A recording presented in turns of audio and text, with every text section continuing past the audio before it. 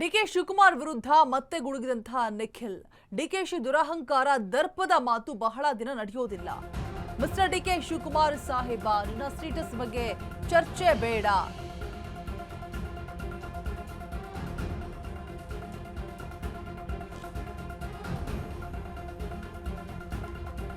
DK Shivakumar ವಿರುದ್ಧ ಮತ್ತೆ ಗುಡುಗಿದ್ದಾರೆ ನಿಖಿಲ್.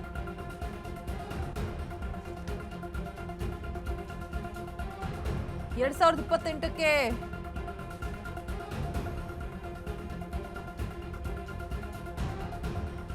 ನನ್ನ ಸ್ಟೇಟಸ್ ಬಗ್ಗೆ ಆಗಿರ್ಬೋದು ಚರ್ಚೆ ಬೇಡ. ನಿಮ್ಮ ಅಧಿಕಾರ ಶಾಶ್ವತವಾಗಿರುತ್ತಾ ನೋಡ್ಕೊಳ್ಳಿ. ಡಿಕೆಶಿ ದರ್ಪದ ಮಾತು ಬಹಳ ದಿನ ನಡೆಯಲ್ಲ. ಮಿಸ್ಟರ್ ಡಿಕೆ ಶಿವಕುಮಾರ್ ಸಾಹೇಬ, ನನ್ನ ಸ್ಟೇಟಸ್ ಬಗ್ಗೆ ಚರ್ಚೆ ಬೇಡ. ನಿಮ್ಮ ಅಧಿಕಾರ ಶಾಶ್ವತ ಅಲ್ಲ ಅಂತ ಟಾಂಗ್ ಕೊಡ್ತಾ ಇದ್ದಾರೆ. ತಲೆಯಲ್ಲಿ ಅರಿವಿರಲಿ ಅಂತ ಹೇಳ್ಬಿಟ್ಟು ನಿಖಿಲ್ ವಾಗ್ದಾಳಿಯನ್ನ ಮಾಡ್ತಾ ಇರುವಂತದ್ದು ಡಿಕೆ ಶಿವಕುಮಾರ್ ವಿರುದ್ಧ ಮತ್ತೆ ಗುಡುಗಿರುವಂತಹ ನಿಖಿಲ್ ಕುಮಾರಸ್ವಾಮಿ. ಡಿಕೆಶಿ ದುರಹಂಕಾರ ದರ್ಪದ ಮಾತು ಬಹಳ ದಿನ ನಡೆಯೋದಿಲ್ಲ ಅಂತ ಹೇಳ್ತಾ ಇದ್ದಾರೆ.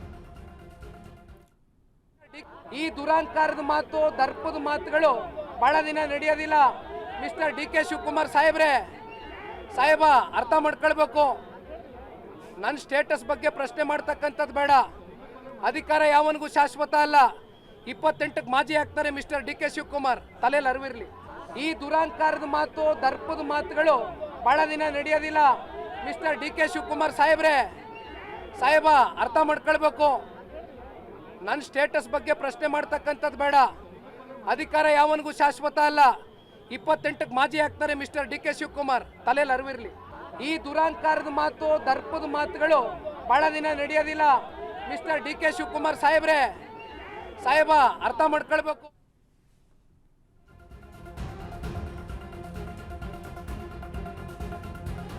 ಬೆಳದಿ ಬಳಿ ಜಿಬಿಐಟಿ ಪ್ರಾಜೆಕ್ಟ್ ಎಚ್ಡಿಕೆ ದೇವೇಗೌಡರು ಮಾತನಾಡಿದ ಮೇಲೆ ತಳಮಳ ಶುರುವಾಗಿದೆ. ಅದೇ ಕಾರಣಕ್ಕೆ ರೈತ ಮುಖಂಡರು ಅಂತ ಕೆಲವರನ್ನ ಕರೆಸಿದ್ದಾರೆ. ಡಿಕೆಶಿ ಕಚೇರಿಗೆ ಬಂದವರು ರೈತರ ರೀತಿ ಇದ್ರಾ ಅಂತ ಹೇಳ್ಬಿಟ್ಟು ನಿಖಿಲ್ ವ್ಯಂಗ್ಯವಾಡಿದ್ದಾರೆ. ಬ್ರೋಕರ್ಗಳನ್ನ ಕರೆದು ಕಾಟಾಚಾರದ ಅಭಿಪ್ರಾಯ ಸಂಗ್ರಹಿಸಲಾಗಿದೆ. ಡಿಕೆ ಶಿವಕುಮಾರ್ 80% ಜನ ಭೂ ಸ್ವಾಧೀನಕ್ಕೆ ಒಪ್ಪಿದ್ದಾರೆ. ಇದೆಲ್ಲ ರಿಯಲ್ ಎಸ್ಟೇಟ್ ದಂಧೆಗೆ ಅನುಕೂಲ ಮಾಡೋ ಪ್ಲಾನ್. ಹಾಗಾದ್ರೆ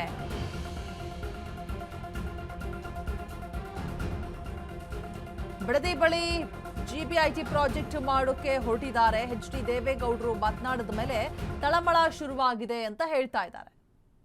ನೋಡಿದ್ರ ಪಾಪ ನಮ್ಮ ಬಿಡದಿ ಭಾಗದಲ್ಲಿ GBIT greater Bengaluru integrated township project ಮಾಡಕ್ ಹೊರಟಿದಾರಲ್ಲ. ಇಷ್ಟೆಲ್ಲ ಮೊನ್ನೆ ಕುಮಾರಣ್ಣ ಅವರು ಕೂತ್ಕೊಂಡು ಪ್ರೆಸ್ ಅಡ್ರೆಸ್ ಮಾಡಿ, ದೇವೇಗೌಡರು ಸಾಹೇಬರು ಪ್ರೆಸ್ ಅಡ್ರೆಸ್ ಮಾಡಿದ ಮೇಲೆ ಒಳಗಡೆ ಈಗ ತಳಮಳ ಶುರುವಾಗಿ ಇವತ್ತು ಒಂದು 30 ಜನವೋ 40 ಜನವೋ ರೈತ ಮುಖಂಡರು ಅಂತ ಕರೆಸಿದ್ರಲ್ಲ ಸರ್. ಡೆಲ್ಲಿ ನಮ್ಮ ಬೆಂಗಳೂರಲ್ಲಿ ನೋಡಿದ್ರ ಅವ್ರ ಕಚೇರಿಲಿ ರೈತ ಮುಖಂಡ್ರ ಮುಖವಾದು ರೈತ ತರ ಕಂಡ್ರ ಅವರು. ಯಾವ ರಿಯಲ್ ಎಸ್ಟೇಟ್ ದಂಧೆಕೋರರು, ದಲ್ಲಾಳಿಗಳನ್ನ ಯಾವನಾದ್ರೂ ಹೋಗ್ಲಿ ಹಸಿರು ಶಾಲ್ ಧರಿಸಿದ್ರೇನ್ರಿ? ರೈತರ ತರ ಇದ್ರೇನ್ರಿ ಅವರು? ಕಾಂಗ್ರೆಸ್ನ ಮುಖಂಡರನ್ನೇ ಕೂರಿಸ್ಕೊಂಡು ಯಾವ ದಲ್ಲಾಳಿಗಳು, ಕಮಿಷನ್ ಏಜೆಂಟ್ಗಳು, ರಿಯಲ್ ಎಸ್ಟೇಟ್ ಬ್ರೋಕರ್ಗಳನ್ನ ಕರೆದು ಕಾಟಾಚಾರಕ್ಕೆ ಅವ್ರ ಅಭಿಪ್ರಾಯ ಸಂಗ್ರಹಣೆ ಮಾಡ್ತೀವಿ ಅಂತ ಸಭೆ ಕರೆದು ಏನ್ ಮಾಡಕ್ ಹೊರಟಿದ್ದಾರೆ ಶಿವಕುಮಾರ್ ಅವರು?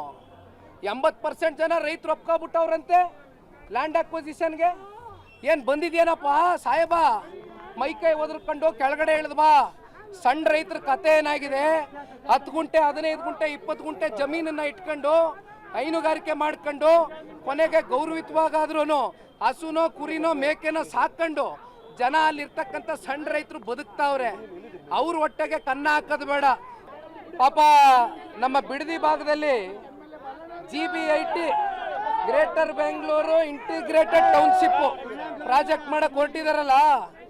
ಇಷ್ಟೆಲ್ಲ ಮೊನ್ನೆ ಕುಮಾರಣ್ಣ ಅವರು ಕೂತ್ಕೊಂಡು ಪ್ರೆಸ್ ಅಡ್ರೆಸ್ ಮಾಡಿ, ದೇವೇಗೌಡರು ಸಾಹೇಬರು ಪ್ರೆಸ್ ಅಡ್ರೆಸ್ ಮಾಡಿದ ಮೇಲೆ ಒಳಗಡೆ ಈಗ ತಳಮಳ ಶುರುವಾಗಿ ಇವತ್ತು ಒಂದು 30 ಜನವೋ 40 ಜನವೋ ರೈತ ಮುಖಂಡರು ಅಂತ ಕರೆಸಿದ್ರಲ್ಲ ಸರ್. ಡೆಲ್ಲಿ ನಮ್ಮ ಬೆಂಗಳೂರಲ್ಲಿ ನೋಡಿದ್ರ ಅವ್ರ ಕಚೇರಿಲಿ ರೈತ ಮುಖಂಡ್ರ ಮುಖವಾದು ರೈತ ತರ ಕಂಡ್ರ ಅವರು. ಯಾವ ರಿಯಲ್ ಎಸ್ಟೇಟ್ ದಂಧೆಕೋರರು, ದಲ್ಲಾಳಿಗಳನ್ನ ಯಾವನಾದ್ರೂ ಹೋಗ್ಲಿ ಹಸಿರು ಶಾಲ್ ಧರಿಸಿದ್ರೇನ್ರಿ? ರೈತರ ತರ ಇದ್ರೇನ್ರಿ ಅವರು? ಕಾಂಗ್ರೆಸ್ನ ಮುಖಂಡರನ್ನೇ ಕೂರಿಸ್ಕೊಂಡು ಯಾವ ದಳ್ಳಾಳಿಗಳು, ಕಮಿಷನ್ ಏಜೆಂಟ್ಗಳು, ರಿಯಲ್ ಎಸ್ಟೇಟ್ ಬ್ರೋಕರ್ಗಳನ್ನ ಕರೆದು ಕಾಟಾಚಾರಕ್ಕೆ ಅವ್ರ ಅಭಿಪ್ರಾಯ ಸಂಗ್ರಹಣೆ ಮಾಡ್ತೀವಿ ಅಂತ ಸಭೆ ಕರೆದು ಏನು ಮಾಡಕ್ಕೆ ಹೊರಟಿದ್ದಾರೆ ಶಿವಕುಮಾರ್ ಅವರು? 80% ಜನ ರೈತರು ಒಪ್ಕೊಬಿಟ್ಟವ್ರಂತೆ ಲ್ಯಾಂಡ್ ಅಕ್ವಿಸಿಷನ್ಗೆ. ಏನು ಬಂದಿದ್ಯೇನಪ್ಪ ಸಾಹೇಬ, ಮೈಕೈ ಒದರ್ಕೊಂಡು ಕೆಳಗಡೆ ಇಳಿದ್ ಬಾ. ಸಣ್ಣ ರೈತರ ಕತೆ ಏನಾಗಿದೆ, 10 ಗುಂಟೆ 15 ಗುಂಟೆ 20 ಗುಂಟೆ ಜಮೀನನ್ನ ಇಟ್ಕೊಂಡು ಹೈನುಗಾರಿಕೆ ಮಾಡ್ಕೊಂಡು ಕೊನೆಗೆ ಗೌರವಿತವಾಗಾದ್ರೂ ಹಸುನೋ ಕುರಿನೋ ಮೇಕೆನೋ ಸಾಕೊಂಡು ಜನ ಅಲ್ಲಿರ್ತಕ್ಕಂಥ ಸಣ್ಣ ರೈತರು ಬದುಕ್ತಾವ್ರೆ. ಅವ್ರ ಒಟ್ಟಿಗೆ